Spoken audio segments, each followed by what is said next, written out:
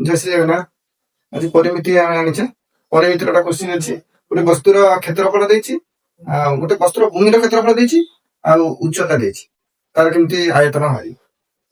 ଦେଖ, ଗୋଟିଏ ବସ୍ତୁର ଭୂମିର କ୍ଷେତ୍ରଫଳ 75 ବର୍ଗ ମିଟର, ଆଉ ଉଚ୍ଚତା ହେଲା 10 ମିଟର। ହେଲେ ତାର ଆୟତନ କେତେ?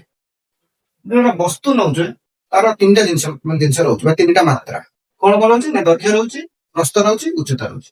ତାହେଲେ ଆୟତନ ଭାଗରେ କଣ ନା ଦୈର୍ଘ୍ୟ, ପ୍ରସ୍ଥ ଗୁଣନ ଉଚ୍ଚତା। ତାହେଲେ ଦୈର୍ଘ୍ୟ, ପ୍ରସ୍ଥ, ଉଚ୍ଚତା ଗୁଣିଲେ ଆୟତନ ବାହାରିବ। ତାହେଲେ କ୍ଷେତ୍ରଫଳ ଅଛି ମାନେ ଦୈର୍ଘ୍ୟ ଗୁଣନ ପ୍ରସ୍ଥ ଅଛି। ତାହେଲେ ଖାଲି ଏକ୍ସଟ୍ରା ରହିଲା ଉଚ୍ଚତା। ତାହେଲେ ଦୈର୍ଘ୍ୟ ପ୍ରସ୍ଥର ଗୁଣଫଳ ଯଦି ଉଚ୍ଚତା ଗୁଣିଦେବା ତାହେଲେ ଆୟତନ ହେଇଯିବ। ତାହେଲେ କ୍ଷେତ୍ରଫଳ ଦୈର୍ଘ୍ୟ ଗୁଣନ ପ୍ରସ୍ଥ ସିଆ। ତାହେଲେ ଆମେ କ୍ଷେତ୍ରଫଳରେ ଯଦି ଉଚ୍ଚତା ଗୁଣିଦେବା ତାହେଲେ ଆମର ଆୟତନ ବାହାରିଯିବ।